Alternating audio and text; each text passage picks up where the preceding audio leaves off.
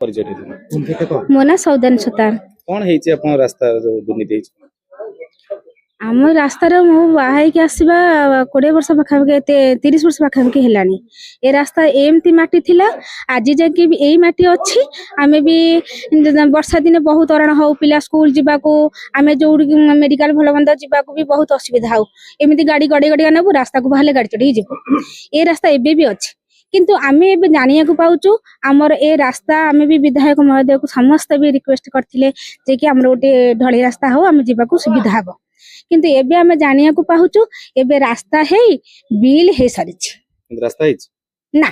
ना पलख मरा है ना गोड़ी सिमेंट बाली किछि अछि आमे किछि भी आखिरे देखिनु एबे भी सेही माटी अछि आपण माने भी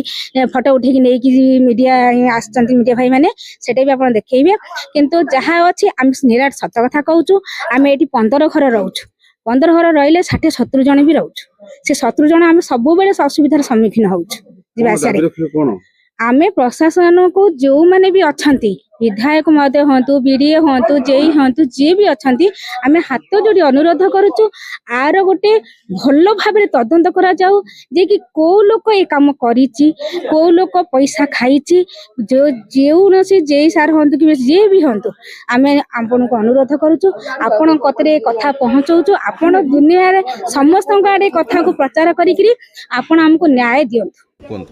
परिचय देबे मु शरद कुमार सामल बंधुपुर ग्राम पंचायत शालपुर जन अधिवासी कौन है जो ओझा साही रास्ता दुर्नीति है मुझे शुणा पाइली।